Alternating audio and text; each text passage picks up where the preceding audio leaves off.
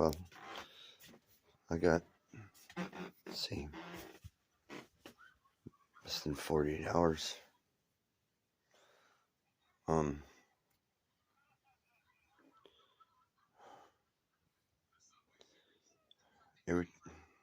Hi, Joey. That's Joey right there. I saved him when he was a little kitten when I used to work at Auto Diesel.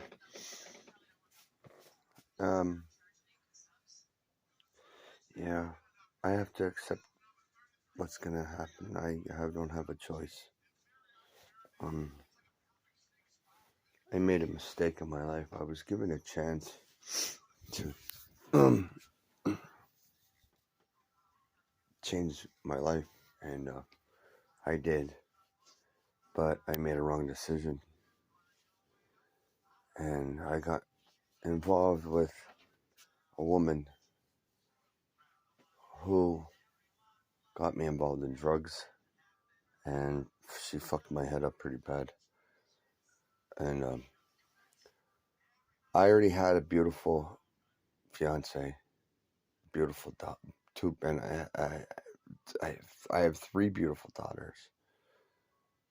I haven't seen my youngest one yet since she was born, and it's because I thought with my dick and not my head, and I lost everything. I ended up in jail. I got out of jail, and a few months later, I lost my mother unexpectedly. And I live in her house where I've been living with my mom. And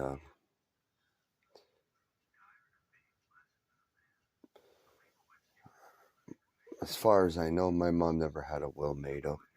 But she's not my sister no more. I do not consider her my sister. Jessica married Mike, who she met because of me, because I worked for Auto Diesel, and I ended up going on a service call, and somehow through the woods, I discovered wooded area by Locust Lake in Pennsylvania. Oh, that's Roman. Roman, say hi, everybody. See, I saved him, and I saved Joey when they were little, and I have to find them a place. I don't want to separate them because I don't want that to happen. They're brothers, even though they're different type of animals. Joey's a feline, and Roman's a canine. Joey's older by a year. Roman's a pit bull mix. Pit bull and boxer, and he's the best dog I've ever had. And I hate to see him and Joey split up. But anyway, back to what I was saying. After my mom passed away last year, August 4th, 2022, I woke up and I found her. And it's been hell since. I'm the perfect example of Murphy's Law. What can happen? What can happen will happen. What can go wrong will go wrong. What you can change, you can't change. I've been trying. So I have Tourette syndrome, and I have strabismus of my eyes, and I can't see straight. I lost my license because of this girl, Tara Kime, is who caused my downfall. I worked for her uncle at Auto Diesel Electric in Frackville, Dave Ferriola, and my chance my fate was in the day he came up to me at my toolbox and said, "Grubby, I want you stay the fuck away from my niece. It's not because I love her and she's my niece. It's because I fucking hate her and I know what she's capable of doing. And if you get involved with her, Grubby, you're gonna fucking lose everything you have." And I told him, "No, Dave, I'm not gonna. I have my shit straightened out. I have a beautiful girlfriend. Well, she was my girlfriend at the time. And I said, a beautiful daughter. My previous relationship is a different story, but she wants. That's a whole different story. But I told him it's not gonna happen. Well, it ended up happening, and I haven't been in trouble with the police for almost 20 years, and she ended up getting me in trouble because she kept accusing me that cheating on her because I sold my Jeep to a woman, and she right away blah blah blah. But in all reality, after I was in jail for 3 months because of parole violation, because it was a DUI and yada yada yada, I found out the whole entire truth, and then shit happened to where I said, you know what, this is it. Like, now I know why I was chosen. Like, why, sorry, I gotta sit down here for a second, because I'm gonna get a little fucking weak here. I started seeing all these signs. See, when I was in jail, I got caught making hooch, which I make it now, and it's really good. Really, real good. I make wild cherry honey. But anyway, what happened is when I got out of the hole, I got out on a technicality because one of the one of the lieutenants, the white shirts as they call them, didn't know, count it wrong. And I ended up only doing like 20 days in the hole in Schuylkill County. But here's the thing. When I went into my cell, it was C5. Or no, sorry, C6. And I sat on a stool. And it was like my vision did a 300, like that He-Man character that had the face, which I forget his names. It's on the tip of my tongue, but it went black, and a voice said that you're going to lose your mother this year, and that was back in 2022. I never really, thought about it. Never didn't think of it. Well, yeah, I did lose my mother last year, August 4, 2022. And then on top of that, a month after, I was going with my friend. No, I was helping him out, kind of under the table. We were going down to Hamburg. Well, we were actually going to Reading to pick up cars that he was, the lady from Reading asked if you could come pick these cars up, and he's like, yeah, no problem. So we're leaving Pottsville, and there's a guy that's in front of us on a brand fucking new motorcycle. Beautiful. We were all the way to fuck down to we got past Cabela's and the exchange for Interstate 78. We kept going straight to the next red light. Next red light, Rutter's was on the left. We were in the left lane. And I'm looking at the bike. And the voice came out to me and said, this guy's going to get killed in an accident. And I just shook it off. We pulled in. I went in to get 2 drinks come back out, and it was maybe 3 minutes tops. We come back out on the highway, we make a left going towards Reading. We get right by the out in the intersection, and there's lights flashing. And Andy said, "No, I don't know what's that about." I said, "It's probably probably cops or something." Well, as we pass the red light, there's a BP, British Petroleum gas station on the right-hand side, and we saw a wreck. As we got closer, I saw them giving CPR to a guy on the ground, and I noticed the bike. And Andy goes, "Wow, that's fucked up." And I was as white as a ghost. And I said, "Oh my God, that's fucking crazy." He said, "Yeah, it is." I said, "No, you don't know what I'm talking about." And I told him. He's like, "Wow, that's insane." He goes, "That's really fucking crazy." Well, after that, I got a phone call because I designed a tool that I thank two of my friends that were my previous acquaintances.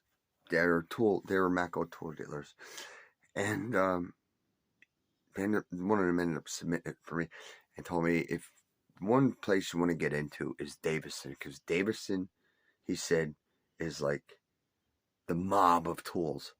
And I bought tools off the Mako truck and the Mac tools truck, and in the book I was like, "Oh my God, I have that tool. I bought that and it came from here." I'm like, "Holy shit." Well, my tool would have been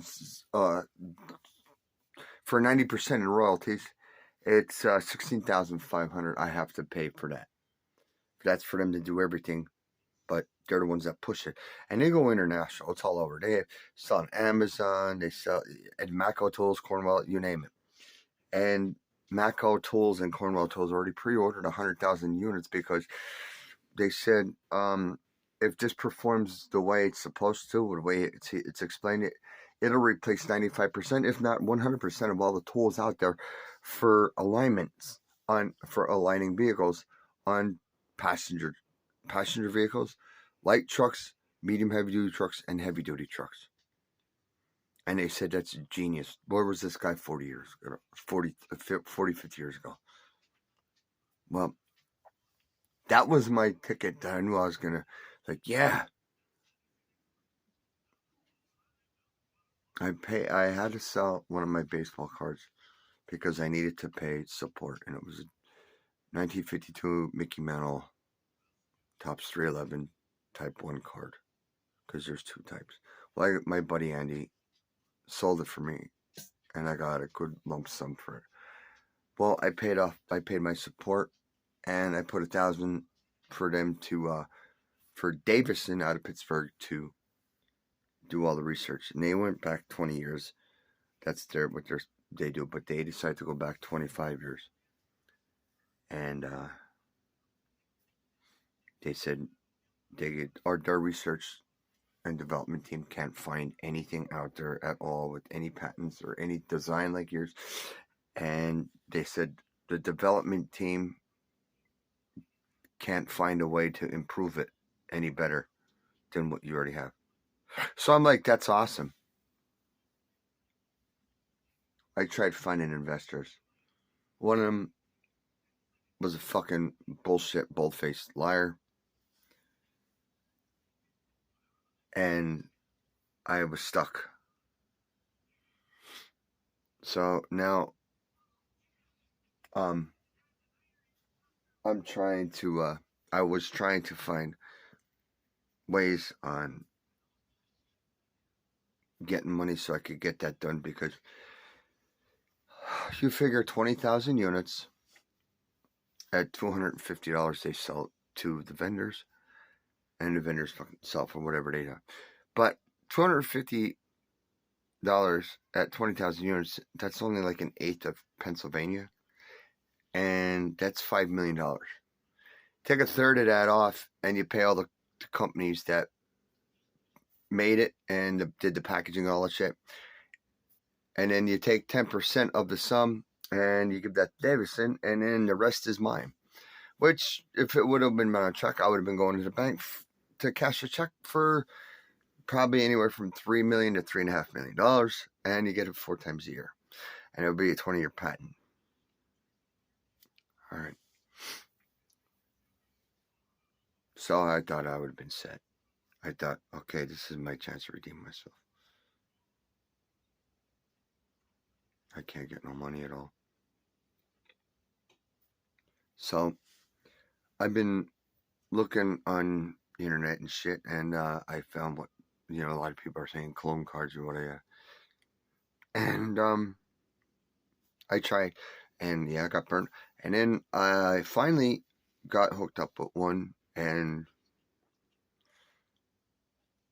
I had the tracking number, and I was like, yeah, this is great. I was like, oh my God, I paid only this much, and I'm getting this much. I said, wow. I said I could. Then I'm gonna get another one, and I'm gonna keep adding up so I have enough for a place to live for when I'm calling the scumbags, because she's not my sister no more, and her husband's a fucking certified child molester. So, I was like, yeah, fucking thank God.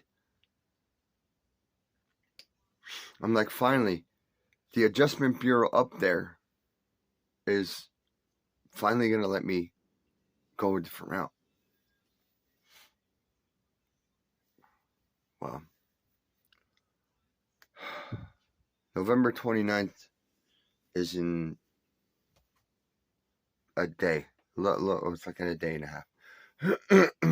And that's when the court hearing is, because the scumbags, I call them scumbags, are going to have me legally evicted out of my mother's house because the fucking the diddler conned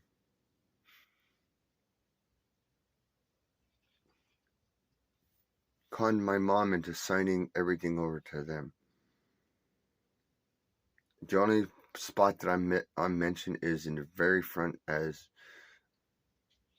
a child living. That's it. Everything was left to Mike, Jesse, and their newborn son.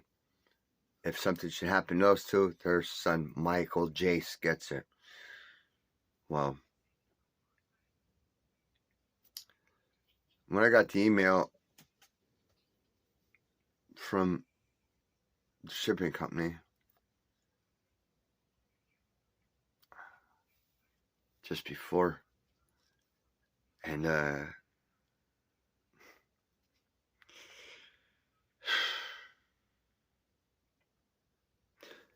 it said, dear, I'm not going to mention the name of the company, but it said, dear valued dear valued customer recipient, or recipient, we would, and it was a chain letter. There was probably about 200 emails on there, and I recognized the one, and I called my friend, and he said, yeah, and I said, well, I got an email. So he looked, and he said, I'm going to call you the fuck back. Then he calls me back and said, they won't really say anything. They're saying it's an unexpected occurrence during delivery process. And they're going to be in touch. They're going to update within 48 hours. Hopefully within 48 hours or whatever. So I know what that meant.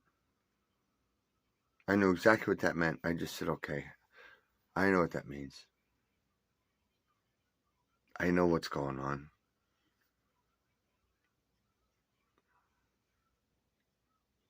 Somebody upstairs is not going to let me change my life, no matter what I tried. And I tried everything, and I've read all the fucking signs. I started seeing them.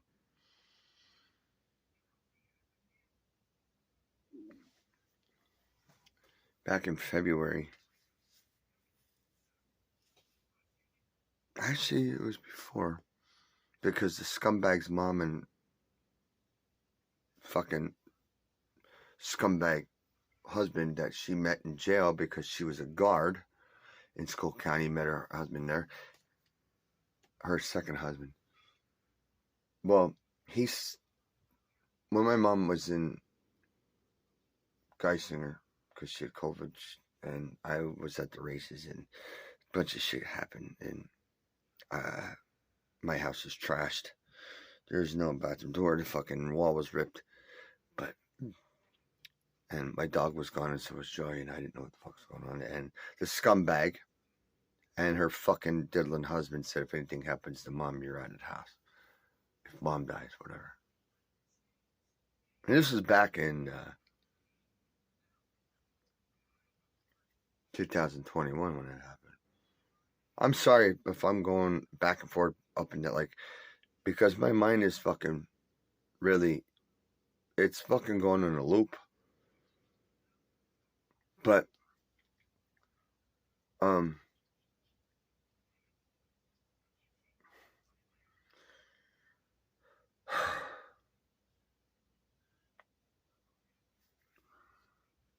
see, I keep thinking about it.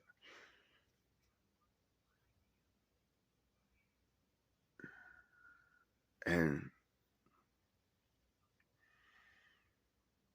no matter what I try to do,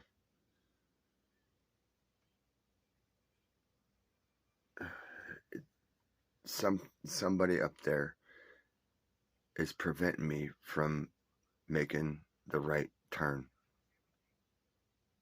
because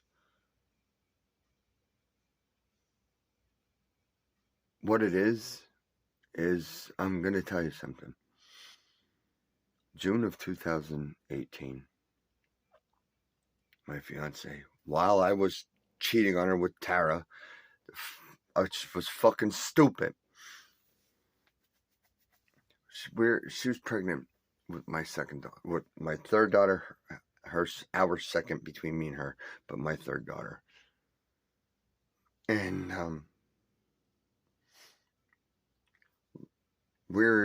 the doctors, the baby doctor where we went up north to Wilkes-Barre, whatever, said that they're going to schedule, they want to induce her. So everything was in order, like everything was fine, it was going good. And I looked over and I was sitting in the chair. I said, "How are you, sweetheart?" She said, "I'm doing good." And like the nurse came in and goes, "Yeah." I said, "All right, I'm gonna take a nap." It was like I only did this with my eyes real quick, and I'm being woken up to a room full of doctors and nurses screaming her name, shaking the shit out of me.